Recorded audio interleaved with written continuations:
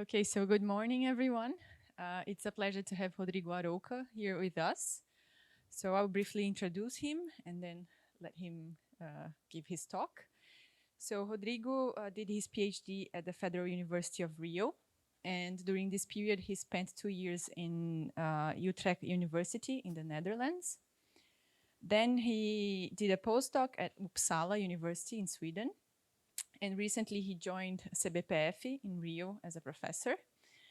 Rodrigo is visiting us this week, and it's a pleasure to have him here in the seminar series. He's a condensed matter physicist, and he works with strongly correlated systems and ordered phases. And his current research focus is on topological and superconducting states in open or non-crystalline systems. So, Rodrigo, thanks for agreeing to give this talk. The stage is yours.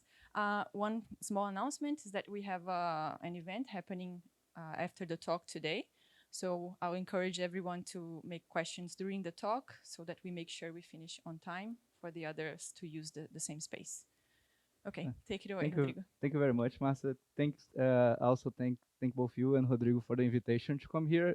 Has been like a very nice week. I really enjoying this shoot here. I think it's a very special place. I mean, there are a lot of very nice people to discuss, and yeah, I think it has been really a pleasure to stay here, especially during the event. Also, that was a bit interesting for me.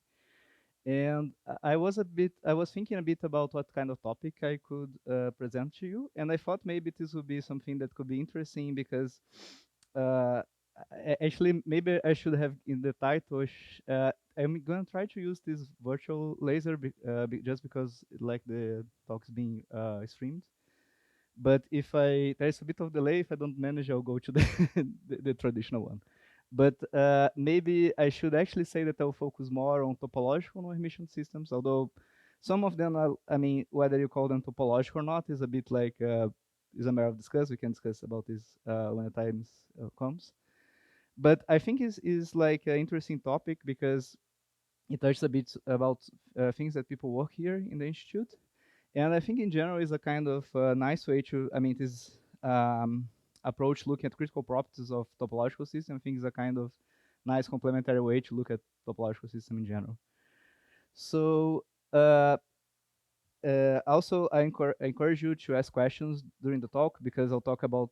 I'll try to make it as like as clear as possible, especially in the beginning. Try to do something a bit more like colloquial style. So put some broad ideas in the beginning. Then when I talk about my works, I'm gonna be a bit more technical. So also, if you like to understand something better or discuss some other points, just ask a question and we can discuss it as well. Uh, so before starting the talk, I would like to thank my. I think maybe I need to click here, and then the work. Great. So I'd like to thank my collaborators in this work. So actually, I started work with an emission system when I was in Utrecht in the group of Christiane Moraes Smith. And she introduced me both to this approach to like look at criticality of topological system. Also, she wanted to really start working on emission systems. We started working on it together. And like this, I mean, we have, I think it was 6 years ago, and like maybe 5 papers down the line. So it was a very fruitful collaboration. And I mean, we start in the beginning with Xinhua Li from the National University of Singapore. That's a specialist on non-emission systems, especially with the non-emission skin effect. And then with time, we've been adding people in different contexts and different projects. So the first was Eduardo Marino, that was my PhD supervisor in FRJ.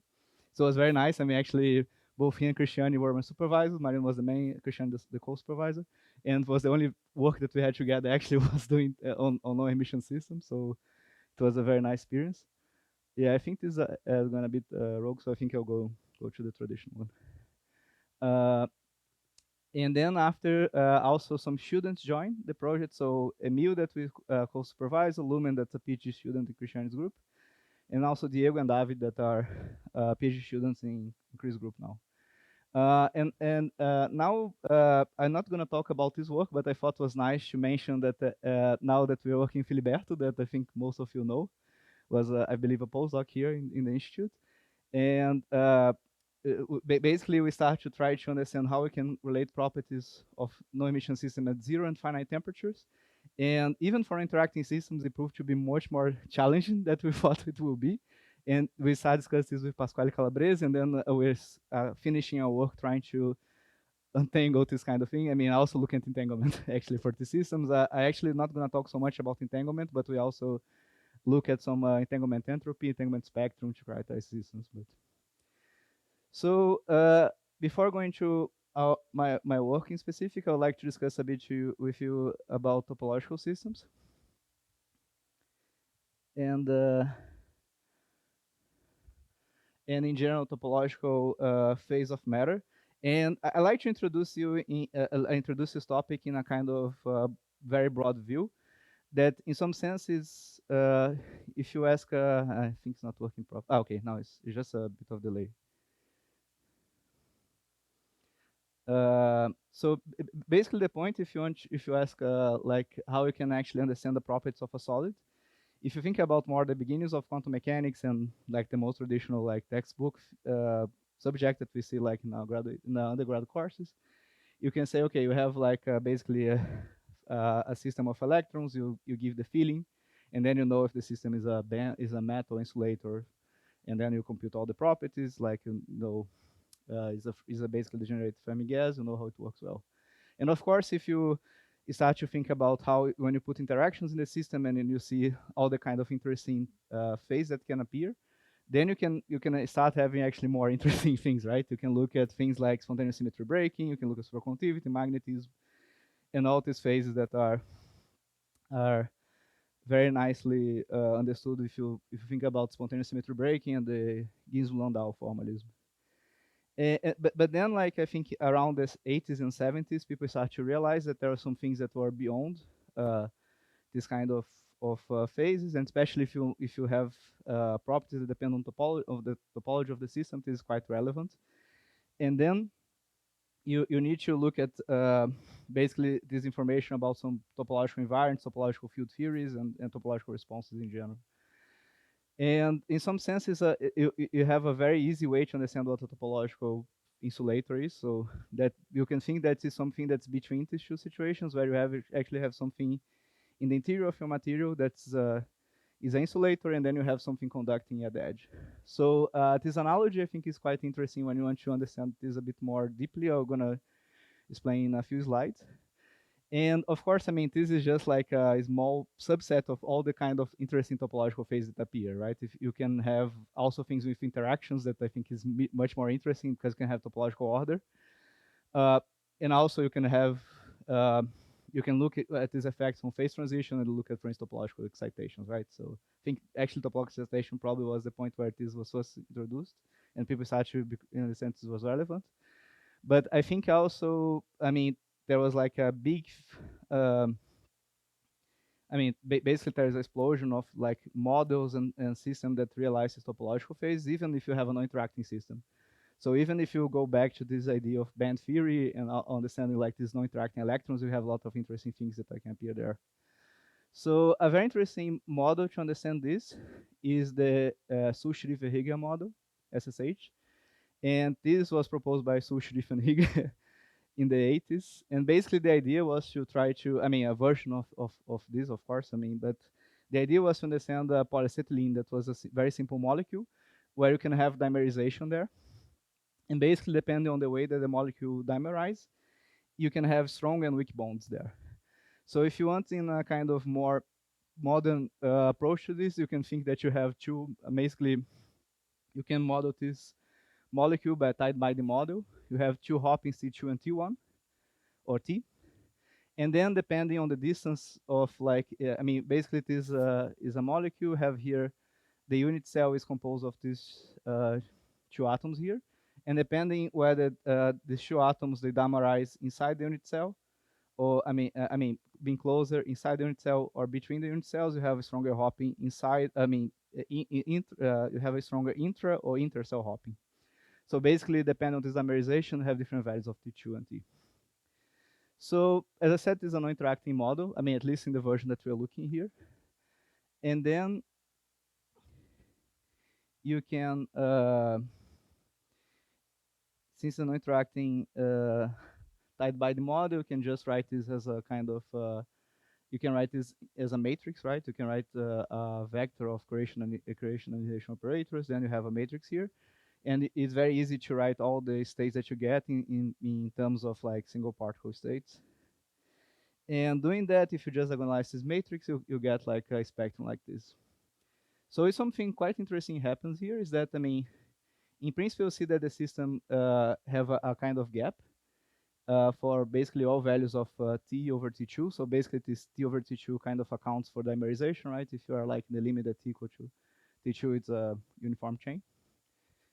And then, but you realize that, I mean, at least for some values, when t is smaller than t2, actually you have, so basically it's is a configuration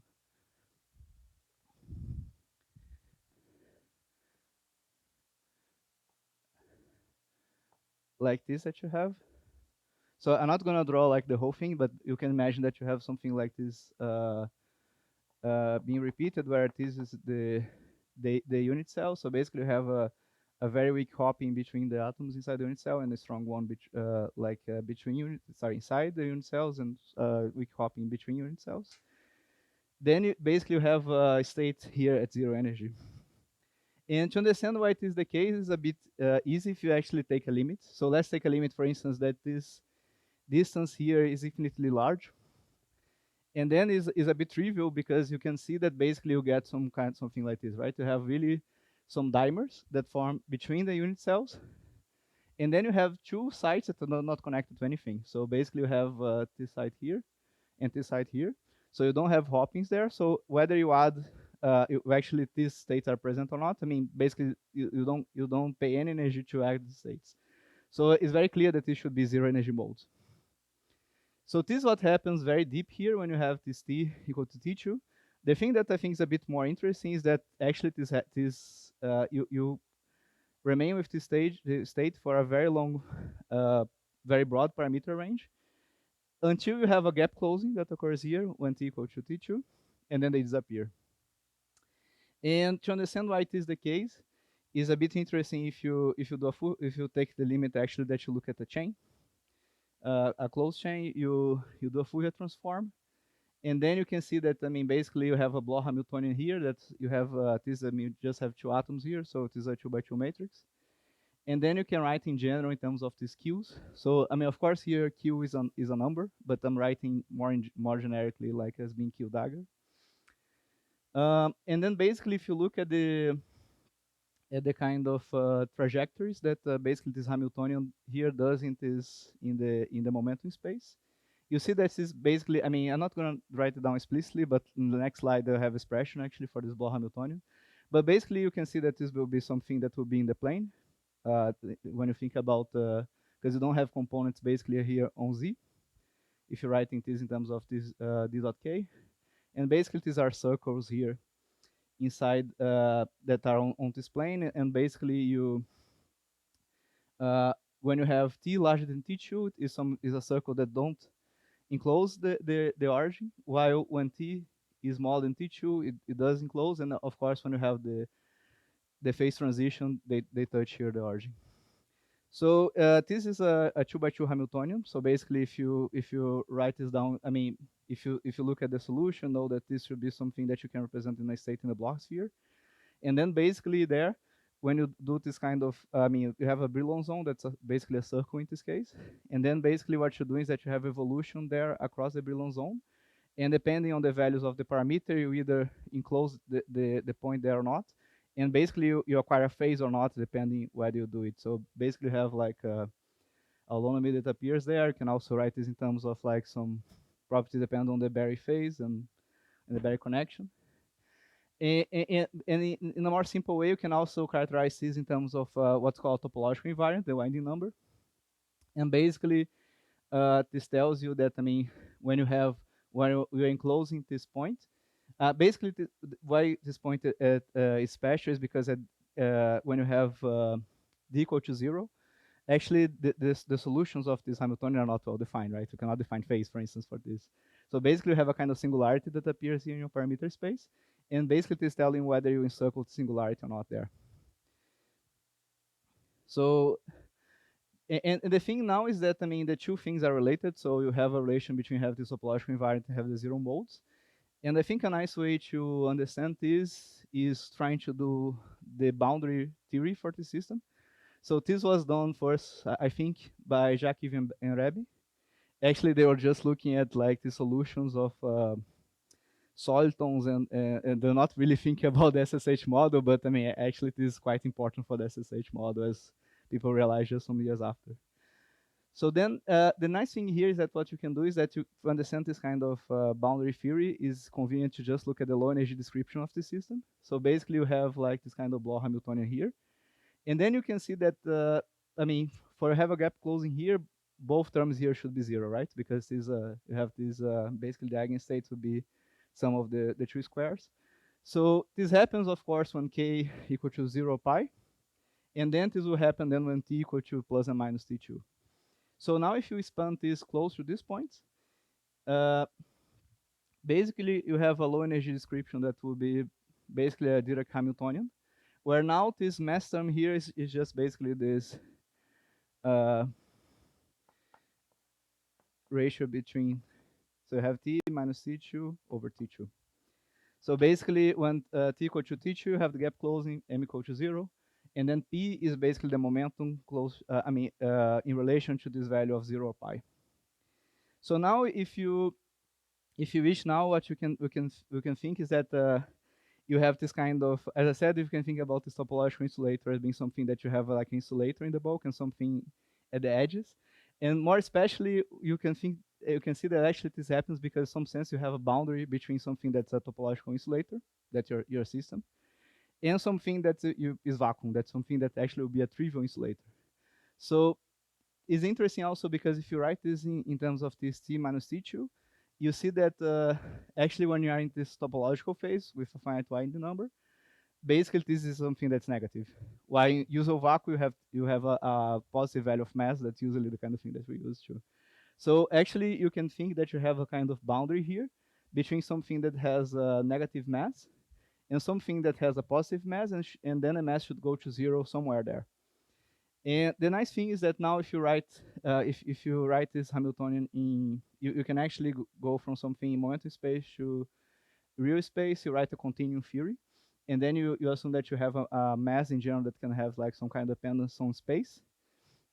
And then you ask the question, okay, if I apply this kind of operator here to some wave function, what are the conditions for having a zero mode? And basically, you can do this is just a point of like just some manipulation. So if you've never seen this kind of thing before, you can look at the original paper by Jacques and Ebri, or also like we have these lecture notes where we do it for 3D actually, but this works very similarly for 1D. And then basically what you see is that basically you have a solution only if you have a profile like, a localized solution just if you have a profile like this. And also something that depends actually on the value of sigma z. So, and just to, maybe I'm not explaining the notation so well, but basically I'm building here a spinner where one of the components is basically something localized sublattice A, the other thing in sublattice B. So basically you have a polarization here for the system, and depending on whether you have like one termination, it will be something localized sublattice A, the other termination will be sublattice B. And what is interesting now is that you can actually, you can progress a bit further and write an action out of this Hamiltonian. And then something that will be something of the sort. I'll not write explicitly the gamma matrices here, but it's just algebra. And the nice thing now, and this I believe that was done first by Golson and Wilczek in this PRL, is that you can also write this in terms of like something that just depends on this kind of mass, and then you can account for this change of sign for the mass just by changing the value of theta here. And then if you impose some symmetries in the model, you can see actually that this theta should be either 0 pi. So now if you couple this to electromagnetism, and there are different ways to do it. So a very smart way is just to notice that this basically is a chiral transformation. But you can also just do the calculate very long, not long, but I mean you can do the actual brute force calculation. You're gonna see that if you look at the electromagnetic response of your system, it will be something that will be more the general kind of response that you expect. plus something quite special here that's a topological term.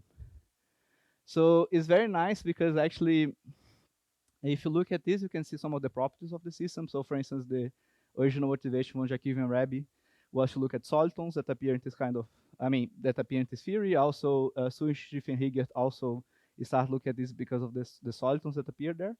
And then you can actually describe them quite nicely using this kind of description. And then you can also look at some properties that people realized later that the SSH model also was very interesting for. So for instance, if you compute polarization from this, you can see that this is something that can be half quantized depending on how you do it. If you now make that this theta is something that can depend on time, you can actually do something that you change theta continuously in time, and you have basically something called the Thouless pump that you just like see like the transport of one particle from one end to the other. But I think what's the nicest thing about doing this kind of understanding in terms basically of this Dirac model and this topological field theory is that you actually see that this is a kind of specific example for something much more general. That and basically it is the idea of how you construct basically like this Outlands-Bauer classification. I mean, it's not exactly the way that Outlands-Bauer did, but for instance, if you look at some of the reference that I think also try to put all these things together, for instance, I really like this paper by Shinsei Ryu, Schneider, Kurosaki, and Ludwig. Basically, you can also think about this in terms of these anomalies and the topological field theories. And basically, if you change dimensions and symmetries, basically you just get different kind of topological field theories and different constraints on the kind of terms that appear there. So for those that are interested, we have like doing a bit of advertisement. We have these lecture notes about the topic that I hope is kind of pedagogical. Also, we have some lectures on that. But what I want you to understand from this point is that in general, all this phase, I mean, you can represent in terms of this kind of representative Dirac model. And the main point is that you have this common theme also that you have this Dirac model in the bulk that in principle has this mass, this mass term, and then it leads to a gap bulk and conducting surface. It have different symmetries that relate to different invariants and kind of surface states. For instance, if you have superconductor, the kind of surface states that you can have are a bit different. And this phase in general are robust because they were protected by these invariants and you cannot really change them. So if you see here, you have the zero mode and have a quite broad region parameter space where this zero mode appears. So you cannot actually change a bit the parameters or like add disorder or other things. I mean, at least there's some finite protection to that. And also is not exactly the reason why the 2016 Nobel Prize was awarded, but I think it's very interesting that there is a very clear connection, and I think the announcement also is quite interesting. For those who never saw topology, maybe it's a very good place to start. So the thing that is quite interesting, and I think also the reason why I'm talking about these things is also because when you start to look at topological phase transitions, this kind of bird's eye view I think helps a bit, because if you look at a lot of papers on that, they motivate that, I mean, something that's interesting about topological phase transition that basically there is no symmetry breaking there. So I did not explain it well, but this kind of topological protection in the case of the SSH mods related to the presence of chiral symmetry or sublattice symmetry that protects the states. So if you break this, in principle, the states are also gone. And in general, you cannot think in terms of this at least directly. So nowadays, I think there is some understanding that actually it is not true in general. I mean, that there is a Ginzburg-Landau classification of this phase if you think about high order symmetries or generalized symmetries. But I mean, the idea is that at least you cannot think about this in terms of local order parameters and this kind of framework. So, but the idea is that, I mean, you still have a phase transition, so quantum phase transition, see the gap closing there. So it should be some things on this description that survive, and basically this is what we start to look at. And actually, Christiane, she has a specific way to see it. She started looking at this since 2016. So she has a lot of work in her group looking at that, and then I'll give you more or less the kind of idea and why this works. So the main idea, what she was doing was really looking at something like free energy of the system, or like the grand canonical potential in general. And if you look now at this system that we have and the phase transitions, basically is a bit interesting because This mode here, zero energy, they are localizing the edge. And then you have something in the bulk that's related to the fact that you have this finite mass term. Oh, okay. Yeah, sorry, I don't know what happened. But uh, and then when you look at t equal to t2, you actually have you have phase transition in both, right? You have both a closing of the bulk gap here, and also you see that this mode of zero energy disappears. So when you look at, for instance, at this, you can also see that, for instance, this mass term goes to zero, and then basically there the states become instead of becoming localized, they become fully standard there. So you actually have a phase transition for both modes. And the thing is now, okay, so you have these two kind of phase transition that appears in the system. And the thing is that's a bit non-trivial is that you have a part here that's related to the bulk that actually extensive and grows with the system size. And you have a contribution here that's actually just related to the edges. And of course, I mean, this one here is much larger than this one, right? To have something that thermodynamic limit, this one here is negligible. But the interesting thing is that actually, even if you look at a very large system and you separate both, you can actually see signatures of phase transition in both components. And what's interesting is that the signatures actually are a bit different. So for instance, here I'm just plotting this is this kind of quantities here. So basically, this kind of is a kind of intensive representation of this free energy or like ground potential. And then you see that for the non-extensive part, it shows like some kind of discontinuity already at the phase transition. So already the first one has it. And I mean, it makes sense because I mean, you have just one mode here that either is present or not. And while the other one is not seems to be like discontinuous there. But of course, if you start taking derivatives of the system, you start to see that I mean, actually there's something, there's a not continuous function there. Then basically the point is that you have these different scalings for different extensive and non-extensive parts. And I think the way to understand it, I think, is just looking at that. I mean, in both cases, you have this kind of representative Dirac model that appears there. The only difference that one is basically something massless and another one is something that's massive, and they appear in different dimensions. But basically, for this kind of topological phase, I mean, not all topological phases represent like this. You can have things actually with like the closes with like a larger momentum here. But at least for all the models, for instance, that we look here was the case. So actually, it was quite. I mean, there's this work looking at this, and then actually, when you put things together, you can understand why these things happen. And especially, the first work that I did with them was this one with high order topological insulators. That's a bit more tricky, but if you are a bit careful on how you actually do this argument, it also works. Mm-hmm. Sorry? Yeah, for free energy, yes. Yes, sorry. Actually, this is free energy as a function of this dimerization. Yeah. Or in this is derivatives of the free energy. So now if you look at these critical properties close to a quantum phase transition, you know that you should have scaling, right? So here actually this mass term for us is controlling like how close you are to this, and especially if you define it this way, you see that's a dimensionless quantity.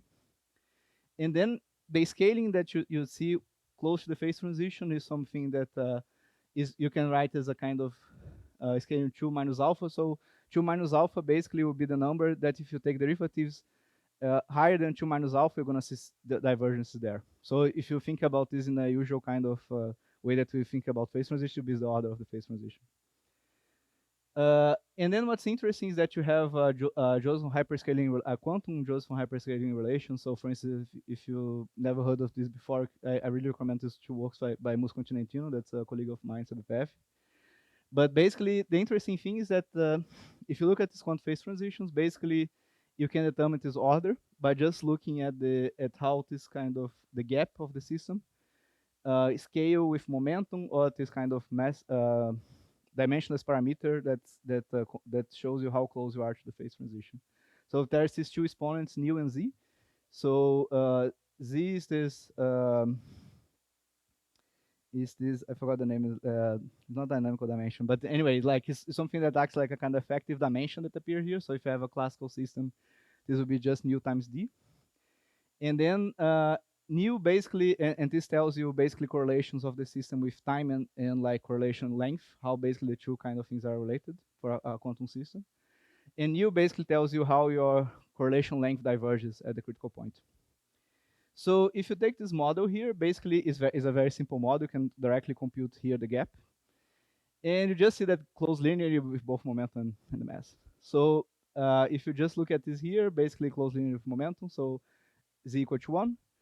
It close also linear with m, so this nu is equal to 1. And then you have this kind of relation here, 2 minus alpha d plus 1. And then it seems that actually it's for the topological systems. We look at this for like 2 or 3 dimensions, also looking at this high order topological phase where you actually have phase transitions in the bulk, the edges, and the corners. Uh, it seems that like a good way to understand this is really assuming that in this D here actually will be the dimension of the subspace that you're looking at. So really that you can actually construct this kind of description that you actually can kind of piece together this kind of bulk, boundary, and corner distributions. I think in general it is a bit tricky to to think about this. I think in the examples that I mentioned is you kind of can do you can do that. For instance, for this archive construction, can actually define a surface theory that means just localizing the surface there. You also have some conditions that match the theory in the bulk and the edge with the bulk boundary correspondence. And seems to be consistent at least with, but I noticed something that's a bit like controversial. And what's interesting is also, you have these relations at zero temperature. And at least for the SSH model that I mentioned is also a kind of special model because it's one dimension. So when you look at, really when you're looking close to the critical point, you can think about this in terms of conformal field theory. And then there's this nice relation. Also, for instance, if you look at specific heat, you know that it's something that goes linearly and depends on the conformal field theory. So this is known for a big, long time. I'm just referencing here the work that we did. That because I'm using the figures for it, but this is known for sure much before the last year. And also something interesting is also when you look at the properties, for instance, for thermoentropy, it also has some indication of properties of the mode. So for instance, I think maybe here is a bit too small, but basically if you look at this entropy at zero temperature, you can see that you have some dependence that depends whether you are in the topological or trivial phase. And basically tells you that you have like this number of zero modes and basically the branches of these zero modes there.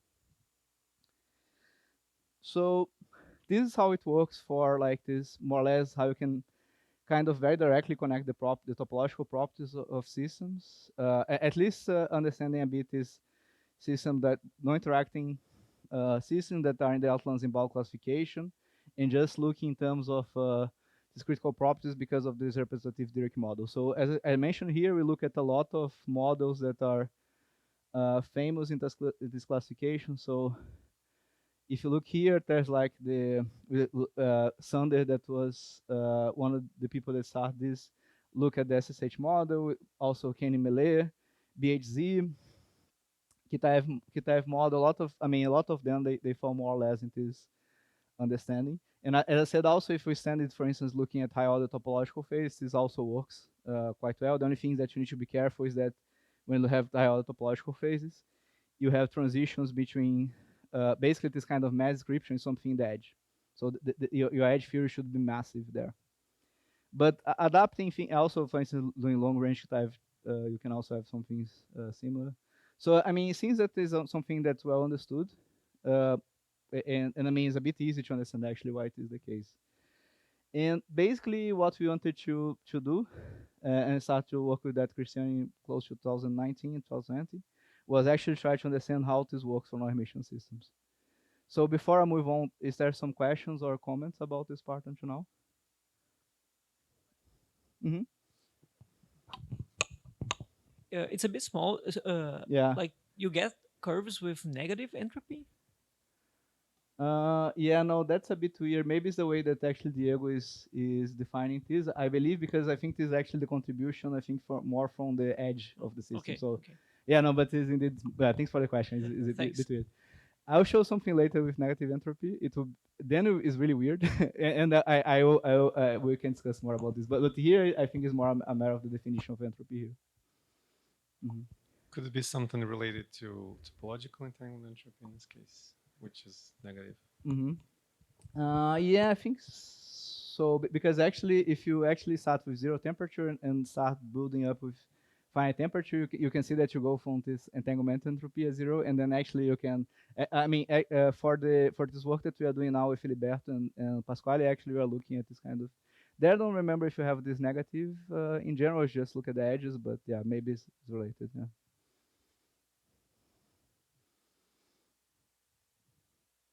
One more question. So this set of critical exponents, do they fall into some specific class or just Yeah, here I'm some not sure set? exactly which class it is. I mean, we call like Direct, but I believe there is other class. I'm not sure which one is it, but for sure.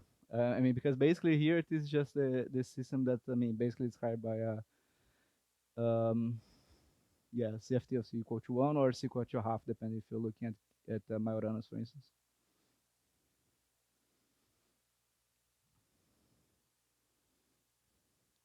Okay, so now I can start talking a bit about no-emission topological systems. And I think it's this, I mean, saying that the system no emission, basically what I'm saying is just that the Hamiltonian is not emission. So if you pay attention to your quantum mechanics class, you should be a bit bothered by someone saying that.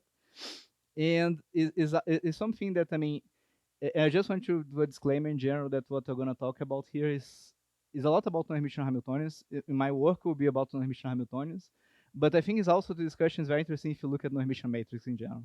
And of course, I mean, if you look at Hamiltonians, we know there is a reason why I want them to be Hermitian because, I mean, you want this to be something related to observable.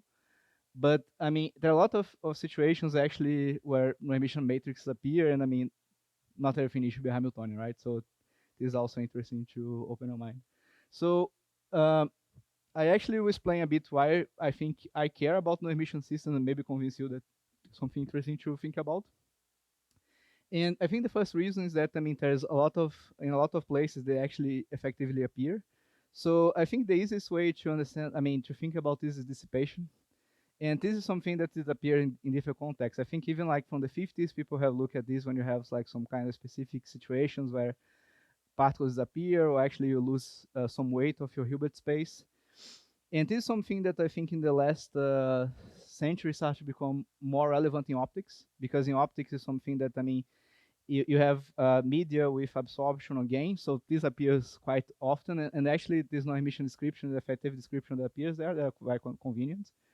So again, we are not the one that invented this, but I'm using the figure from this work that we have on, for instance, doing quantum simulation of no-emission Hamiltonians, basically looking at propagation of photons in a lattice. And if you just have something, for instance, that you build a waveguide with using a laser, and then you just let your laser too much time there, you start to have like scattering.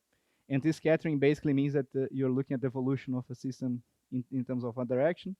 And then there's some particles that you're losing there. So, I mean, naturally, we're going to have so if you do the description here in terms of the Paraxa equation that describes the propagation of the system here, you're going to have some non-emission terms. Uh, Also, I mean, if you think really about dissipation, the more concrete sense that you, for instance, look at about open quantum systems. So, for instance, if you have a Lindblad mass equation, uh, if you look there, basically, when you have your dissipator, uh, I mean, it's a bit more tricky because it's not a Hamiltonian, but you're going to have in the end there something that's a no-emission operator that appears. So even when you're looking at the properties that appear, like when you look at the steady state and things and this kind of properties, some of the phenomena that I'll describe in this talk can also be present there. So it's also interesting in this regard that, I mean, I'm doing a very simplified way to look at the systems, but also if you look at something more complete like Lindbladian, Keldysh, you hope that there's something that survives to that. So it is just a disclaimer that these kind of things appear also if you do a more complete formalism. If you have interactions, it is also relevant. So, for instance, this also, of course, is known for a quite long time. Uh, so basically, you have like self-energies. For instance, if you just look at properties of a single particle, and in general, you have imaginary terms that appear there. And what I think is interesting is that in general, there's some kind of terms that can appear that can be interesting when you look actually what the physical consequence of to the system is. So I really like this work here by Lorenzo Crippa, San Giovanni, and Budish, where they actually look at for instance, at the Dirac system close to the onset of magnetism, and they show that there at finite temperature, because basically you have fluctuations that are related to this quantum critical point, you can actually induce something that behaves a bit like a no-emission system when you actually look at this kind of effective Hamiltonian. And it's interesting because here they're not doing an approximation, they're just solving I mean, they're doing some approximation because the interacting system in 3 dimensions is not something you can actually solve. But I mean, if you just do like dynamical mean field theory in a way that is uh, realistic enough or feasible enough to be done, they show that you have some properties here that basically is an exceptional point that I'm gonna explain what it is in the next slide. But just to show a bit that even if you just look at the interacting system with the right lenses, you can see some effects that are interesting. And of course, also as I mentioned, I mean, not everything are Hamiltonians. If you look at matrices in general, for instance, even if you have a completely real matrix, it can be that, for instance, these 2 elements here are not the same. And actually, this will lead to having basically a non-Hermitian matrix. So you can say, okay, but this is, I mean, while talking about matrices, this is not really interesting for physics. I mean, really, for us, the Hamiltonians are the important quantities. But there's some nice work actually where you can actually see some effects describing the system where you have matrices that appear there describe the dynamics that have some analogy with the Schrödinger equation. So for instance, an example. And also some example is also if you look at complex system in general.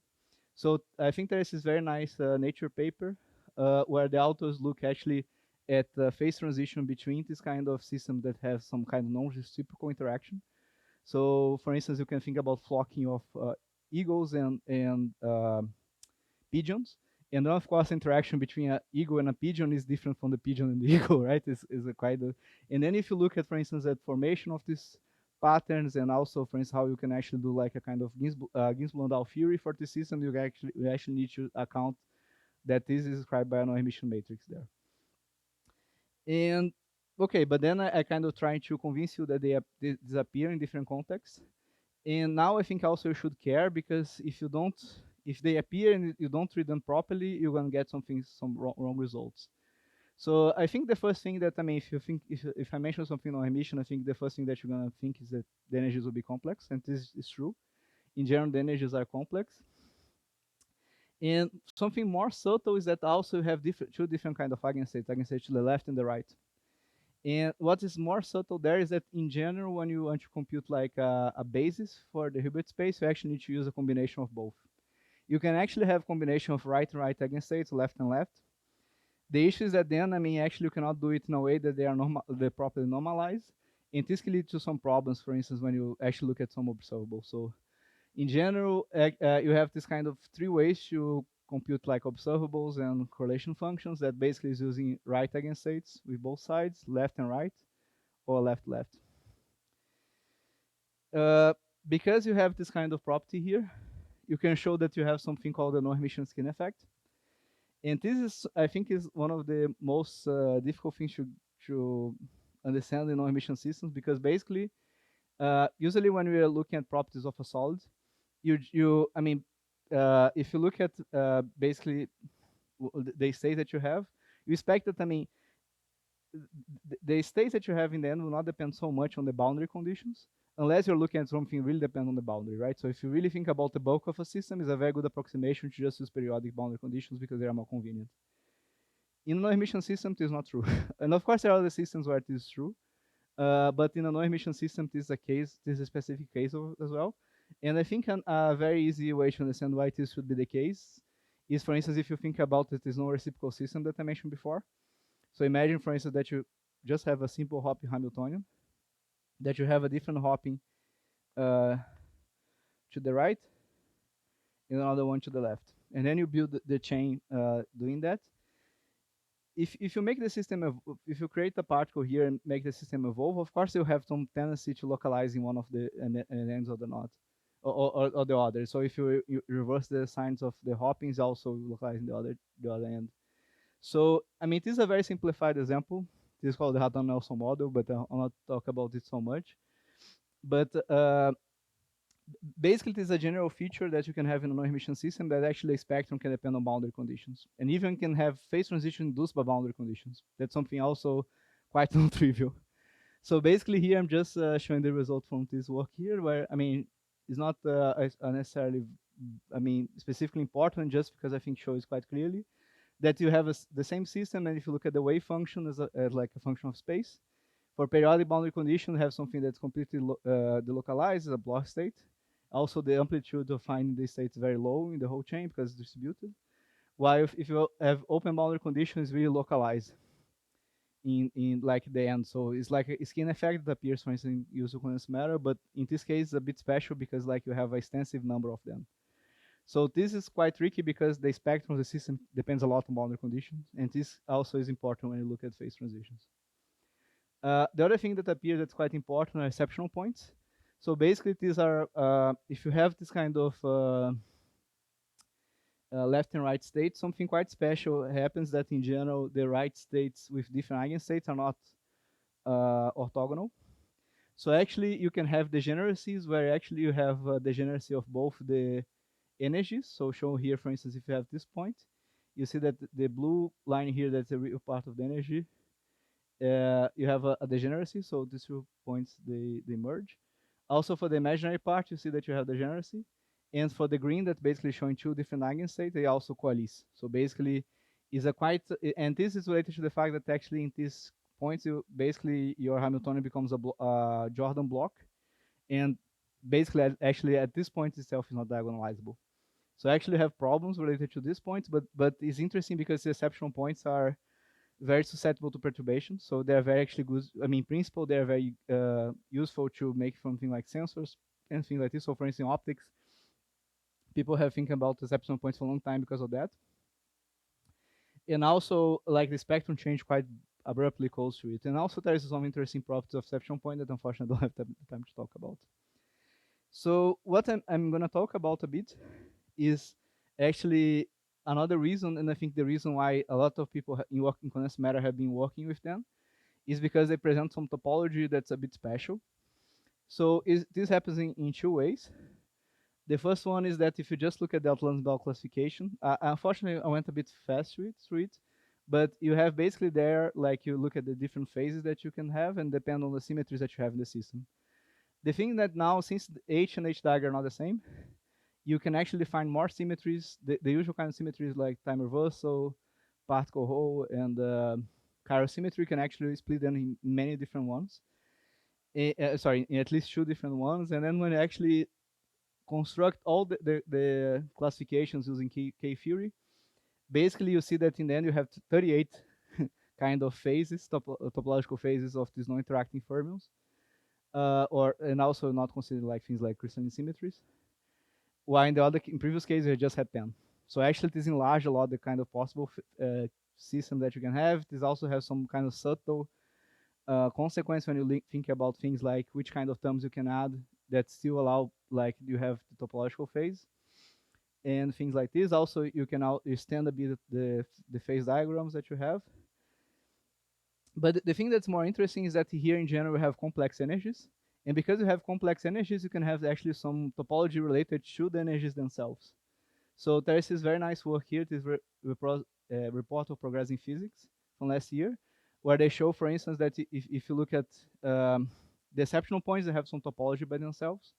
Also, if you look, for instance, at nodal phases in these no-emission systems, it's much easier to get nodal phase in general. And also, they have some kind of braiding properties that are quite special that I think is a bit more tricky to obtain, at least in emission system. There are some things also that is a bit exclusive to no emission system. Like for instance, if you look at Ninomiya theorems and things like this, a bit special no emission systems. So for those that are interested, I think they should reference this one's a bit more dense, but this one is a review of modern physics that's quite good to explain at least the nodal part. So so it's an interesting kind of system. I mean, I think is the reason why we have in condensed matter. It's like a kind of field that maybe it's a bit exploding as well, but at least like if you look at 5 years ago, it was really like it was an exponential increase. And then what we wanted to understand is actually if you still can talk about these properties in terms of thermodynamics. And I mean, if you think about things that have complex energy, this seems a bit, okay, this seems a bit even worse. So I'll try to speak a bit quickly now. But basically, the thing is that I mean, you have some problems doing this thermodynamic description, and I think the first one is the most obvious one is that you have complex energies. The things that you can have some symmetries in the system here, so that actually still make that you can have real thermodynamic potential. So for instance, if there's a symmetry called pseudo-Hermitian symmetry that relates the Hamiltonian with the Hamiltonian dagger. And then this makes that the energies are either real or they come in complex conjugated pairs. So since in the partition function here, basically you're summing over pairs of energy, and basically you're summing over the complex conjugated pairs. When you have the whole sum, it's going to be real. So at least the, the thermodynamic potentials are real. This is still problem. I mean, if you have complex energies, it's still problematic. We're going to talk about this quickly later. But at least you have things that are real in principle can be observed. Uh, Another point is that you also have this spectrum depends on boundary conditions, and this is quite inconvenient. For instance, if you want to compute things, you cannot use things in momentum space. There is some workarounds. For instance, one is actually what's called the non-Bloch formalism, where you actually extend your momentum to complex values. So there is a systematic way to build this, and I think this is, I mean, it's more a technical problem than actually at least if you think that you really have a system with given boundary conditions, is more technical than I think a physical problem. And there's 2 points that I think are really problems, and these I don't have a good answer to. We can discuss. I mean, maybe I have some kind of arguments, but for me, the main issue on this work that we are doing is that, I mean, if you really look at these open systems in general, the distribution are not thermal. I'm assuming they are, but I mean, in principle, this you should actually justify in doing some kind of starting with open systems, see how it evolves. So I mean, I notice the issue. And also that if you have quantum effects, for instance, if you have a Lindblad or something, in general, and also, for instance, if you look at Keldysh formalism, in general, all the quantum effects are not fully captured in the Hermitian system. So these are 2 caveats that are really issues. I mean, at least in this, for outlook for me, the future is really look at these 2 points. I think they are important. But nevertheless, in the time that I have, I'll try to explain a bit quickly what we did, and I think it's a first step understanding the systems. So basically what we did is that we look at a version of this kind of, version of this non-reciprocal hopping that I was planning to you a bit. And basically I just did this in the context of the SSH model. So now I'm really thinking that I just have these 2 atoms A and B. I have hoppings, the usual hoppings T and T2. And now I make just that these hoppings inside the unit cell can be non-reciprocal. And I'll just go a bit quickly, but basically we can also do this kind of description in terms of this vector here, because this is still a 2-level system. And then you can describe this easily just looking at this vector D. The thing that's a bit non-trivial is that, I mean, you have the exception points that appear. And then instead of have just a singularity at equal to 0, actually now you have 2 singularities that are exception points at different values depending on the value of delta, basically. And also T1 and T2. And actually, when you write this down in general, it has this form like this. So it's no longer this Q and Q dagger. And then you can see that this, when you do these 2 singularities, you can either encircle one of them or 2, or neither, well, of course. But so basically here, the phase diagram for this model is a bit more rich, and also the kind of topological phase that you can have. And then you can define a kind of winding number. It's not exactly how they define here, but a bit of intuitive way to think that, I mean, basically, you have this basically defining winding in these 2 quantities there, basically around these 2 singularities. I mean, is a more technical way to define it, but basically this is the main idea. So basically, you have this richer phase diagram. And now we look at this and try to understand the phase transitions. So I just rewrote this like this in a bit more different colors, also pointing out explicitly that you actually have here 2 different phases, because you have 2 singularities that you can close. And this is how the spectrum of the system look like. This is the real, the imaginary absolute values. So basically, I'm changing the phase diagram here across this line. So basically, you can see here that you have a gap closing here. And here you see that this closing the real value. The other one here closing the imaginary value. And then here, I'm just looking at the derivative of the free energy. And then it's a bit tricky. I mean, it's a bit difficult to see here. But actually, the criticality, so how it scales close to the critical point, is different from this 2. And this is a bit intuitive, because actually here is not so easy to see. But basically, you have in one of them, actually, you have the same universality class that you had before. Because, for instance, you know that, for instance, if you're changing the model across this point here, is basically the Dirac point, right? So basically there's some lines that actually can morph into the usual phase transition. So for instance, if you actually look at the one here in the diagonal, so actually this is the one that I wanted to show, it will be the same phase transition I had before. And then basically you can actually kind of accompany this going by this point here. So you know that this one here should be the same kind of critical property that you have in this phase transition. While the other one here is really a phase transition that you actually don't have in the Dirac model. So if you just look at this specific one, basically what we did was look at the scale of the system, and then like this is the form of the spectrum. And then I'm gonna go a bit quickly here, but basically when you look at the gap closing, it has this form. And then when you look at how this scales in the critical point, it's a bit more tricky because you can have the gap is complex in general, so you need to be a bit careful when you're looking at how it closes.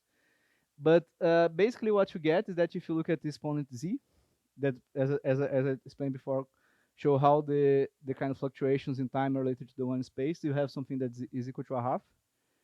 If you look now at how it scales with this parameter delta, for instance, that controls this the ratio between these two hoppings, is something that scales with another half here. So basically, you have nu equal to 1. And then if you look at this and you do some finite size scaling, because here we actually look at the scaling for a finite system, and then correct for that, basically you can see that this is something that you have something that actually here is a typo. This should be a d, not I mean, in our case it is equal to 1, but basically is something that goes with 1 plus 1/2. So and again we look at these points at doing this kind of finite size scaling, look at the edge and the bulk separately, and we saw that basically is something that basically have a kind of 2 minus alpha equal to a half and 3/2, 1/2 for the edge and 3/2 for the bulk. And this you can construct also look at this non-Hermitian Dirac model. So basically, I mean here hidden you have two kind of models that appear. Is just this Dirac model and this non-Hermitian Dirac model. If you do look at now the system with open boundary conditions, very similar. So also we did this work, but Diego did a better description of actually what the phases are here in the system. And the main here also is a bit more complicated, this phase diagram. And the main point here is actually have transition between phases that actually have just real values of energy and other ones that actually have complex values. So this is what means with pseudo-Hermitian symmetric or pseudo-Hermitian broken. And then also you have topological phase characterized by this winding number. Here it happens that you have just one singularity, so the both singularities are the same point. They don't split like in the periodic case. And then you can just have winding that's equal to 1, that's on this region here, that is topological, or winding equal to 0, that there is region outside. But then if you look at the phase transitions, it's a bit similar that you have phase transitions here where you have a gap closing. In the real energy, it's a bit difficult to see here, but trust me, you have another one in the imaginary one, and then you have some very special point here, actually where you have a lot of states condensated there. I mean, not condensated is the wrong word, but I mean, you have like a coalescence of a lot of states there. So it's a high order deception point. So basically, if you look at this phase transition, is the same as the SSH, the Hermitian SSH model. If you look at this one here, is the same as the one that I talked before for periodic boundary conditions. And here you have something quite strange that is high order deception point. This phase transition, of course, occurs for finite chemical potential. You need to set the energy there. And then what you see is that basically you have like a collapse of a lot of bands there together. So it's a bit similar to a flat band in the sense that, I mean, you have a lot of states with the same energy. And then because of that, actually, when you look at the scaling, something of this sort. Basically, you don't have scaling with P. And then nu is a bit ill-defined at this point. And you can understand a bit that because of this non-emission skin effect. This point, the non-emission skin effect is the strongest. And then you see localization of a lot of modes in the same point. So this is just, I mean, we did numerics with this correlation length. So basically, we just compute like correlation length here. Something like this. And then here we can do different combinations, left and right, but they give the same kind of understanding that basically because of this no-emission skin effect, all modes kind of sit at the same point there, and we saw the scaling. Sorry, basically the things that basically, I mean, you don't see actually the scaling, the correlation length there. So I'm not sure how much time I have. I'll just go quickly for things for fine temperature, but just to mention that, I mean, if you want to stand this kind of understanding that I mentioned there with the CFT, it's very complicated. And one of the reasons is because you have this high order exception point where there really I think you cannot describe well by this CFT. So basically here you have something that's really at zero and stays zero for a very long values of temperature, and then you just have something different. And then something very weird happens here. So here, for instance, you actually have this negative, and this I don't think this is physical. This I think is really like a problem in the theory.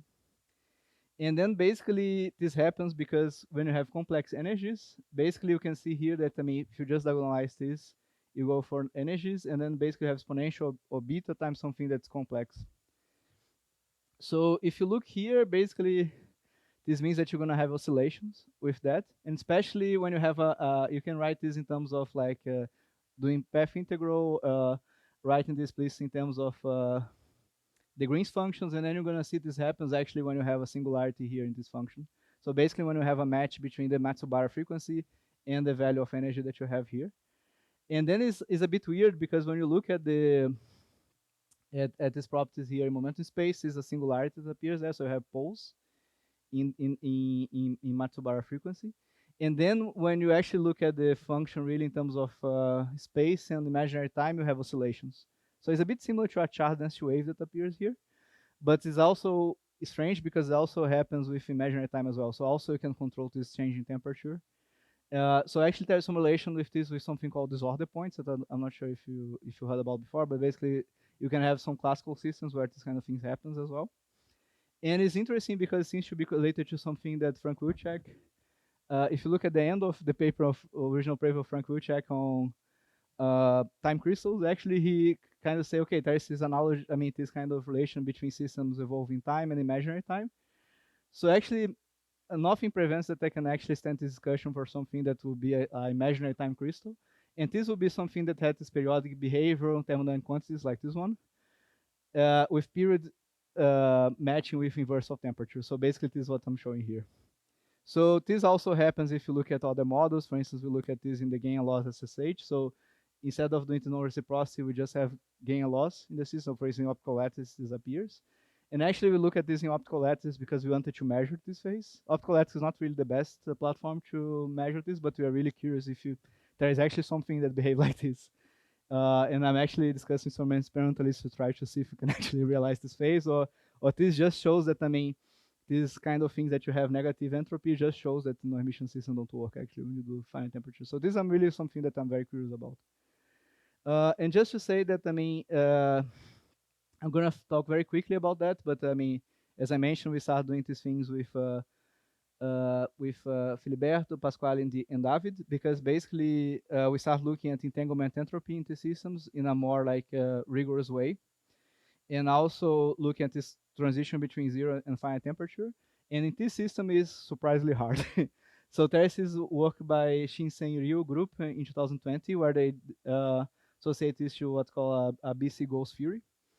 But still, if you try to match the numerics that people do with this and actually try to reconcile, I mean, the entanglement entropy of the system with the thermodynamics is very complicated. So this is something that Filiberto is doing a very good work on that, and I hope that in the next months we have something out telling about that. So this was more or less what I want to talk. So I hope that I mean, probably this part I don't need to convince any of you, but basically, I'm actually sorry. The first one is that you have this thermodynamic description that can give nice complementary information about topological systems. If you look at this non-Hermitian topological systems, they present different kind of gaps. And when you look at this, the consequence of that for the phase transitions also mean that you can have kind of interesting and rich phase transitions, or weird, depending on how you prefer to call it. And if you look at a lot of the models, there will be something on that is in this kind of classes here. And also, if you do it for finite temperature, you can also find this phase here that I think there is no Hermitian analog. I mean, there's been some works looking at that, but precisely they look at quantum open systems, and they actually saw this kind of, I mean, not saw in the sense of observe experimentally, but saw in the sense that they saw in calculations. So maybe it's not something there's a fluke, but I'm really interested to understand if this exists really or not. So with that, I'd like to thank you very much for your attention, and if you have more questions, I'll be happy to take them.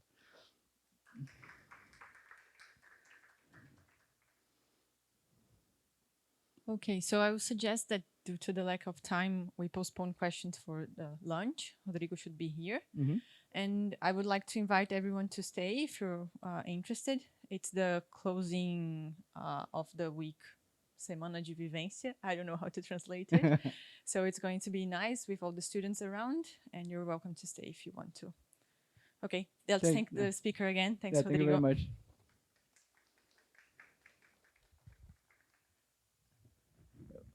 Eu posso só desconectar aqui, né?